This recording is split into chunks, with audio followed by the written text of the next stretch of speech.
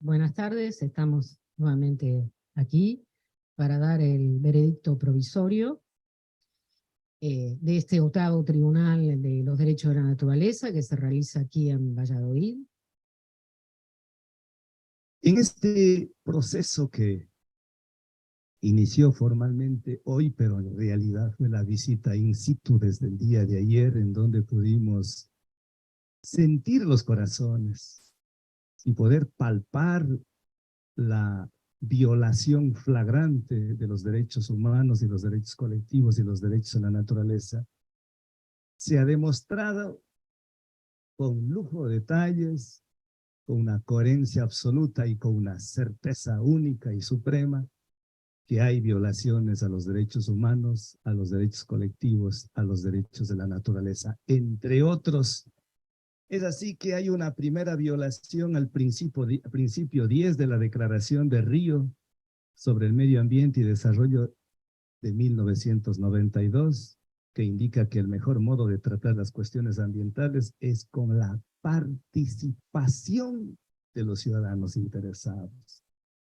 Hay una violación al convenio 169 de la OIT en su artículo 2, en su artículo 6, que habla que la consulta deben hacer a los pueblos interesados mediante procedimientos apropiados y en particular a través de sus instituciones representativas, en su artículo 13 y otros. Hay una violación flagrante a la Declaración de las Naciones Unidas sobre Pueblos Indígenas en su artículo 3, que habla que los pueblos indígenas tienen derecho a la libre determinación, que implica la libertad de la condición política, económica, social, el derecho a la autonomía, al autogobierno, violación al artículo 8, al artículo 10, que no pueden ser desplazados por la fuerza de sus tierras o territorios, al artículo 19, al artículo 30, que dice que no se desarrollarán actividades militares en las tierras o territorios de los pueblos indígenas, y cómo es que 58,000 efectivos violando lo sagrado, la sagrada madre tierra. Violación a la Declaración de la Organización de Estados Americanos sobre Pueblos Indígenas en su artículo 3, que habla también el derecho a la libre determinación, de donde emergen otros derechos, es la raíz, el tronco, la libre determinación. El artículo 10, el rechazo a la asimilación. Los pueblos indígenas tienen derecho a mantener expresamente y desarrollar libremente su identidad cultural, y la protección del ambiente y la celebración de consultas de buena fe, no de manera engañosa y tramposa. Hay una violación al artículo 3, al artículo 7 del Tratado de Escazú, al artículo 8, 9. Hay una violación flagrante a la Agenda 2030 para el Desarrollo Sostenible de Naciones Unidas del 2015 sobre objetivos de desarrollo sostenible y metas universales y transformativas. Y así podemos seguir mencionando varias normativas que se han violentado en este proceso.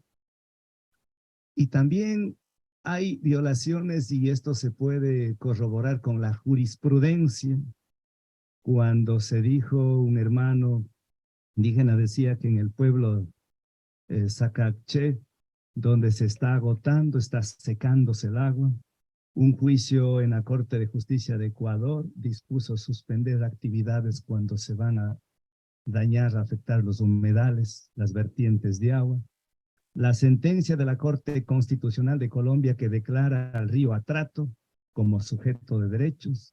La sentencia del río Wanganui en Nueva Zelanda que reconoce como sujetos de derechos al río en el 2017. La sentencia de la Corte Suprema de Justicia de la India que declara al río Ganges y al Yamuna como sujeto de derechos en el 2017. La jurisprudencia en Estados Unidos del 2020 que en el condado de Orange, en Florida, vota una ley de derechos de la naturaleza. En el 2021, el caso Cedros de la Corte Constitucional del Ecuador, que reconoce la vulneración de los derechos a la naturaleza, el derecho al agua, al ambiente. Unas hermanas, las hermanas Juanitas, no sé si aún están, de Chiapas, que vinieron de lejos a acompañarnos, decía que se están muriendo los arbolitos que se están talando. Ahí están las hermanas Juanitas atrás.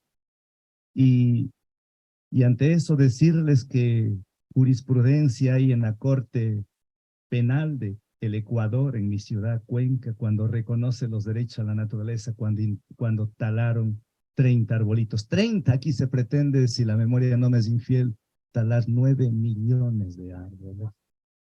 Allá se talaron, perdón, más claro que eso no canta un gallo.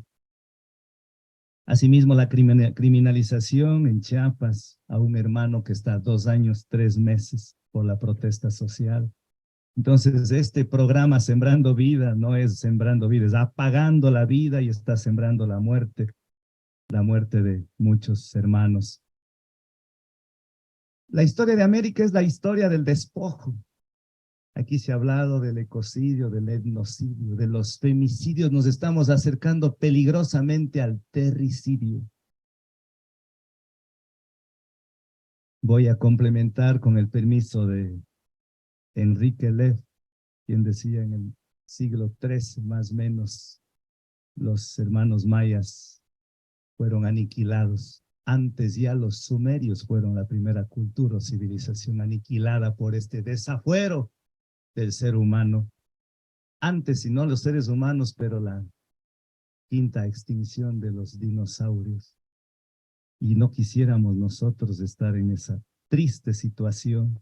Se ha visto en esta sentencia que se ha evidenciado que en lo jurídico la ley se tuerce, en lo político gana la arrogancia del Ejecutivo, en lo económico un presupuesto colosal que se ha triplicado mientras la pobreza se multiplica y niños harapientos arrastrándose buscando comida en los basureros.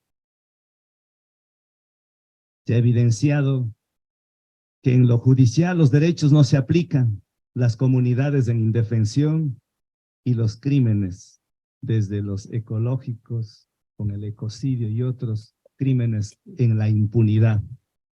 Para ir concluyendo, una visión ni siquiera antropocéntrica asistimos, sino mercadocéntrica, en donde en el centro está el Dios mercado, el dinero, el capital, donde nos han reducido todo a capital financiero, capital económico, capital natural, dicen a la naturaleza.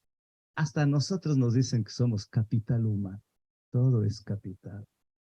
Se ha convertido la naturaleza en un poderoso supermercado de la mercancía.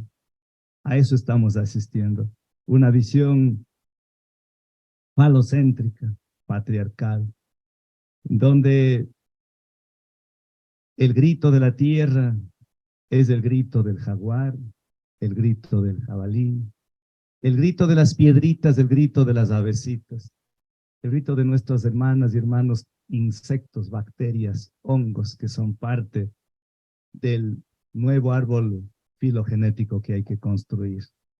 Por eso yo me siento tan indígena, quichua que lo soy, y me identifico, y no puedo ser neutral, tomo partido.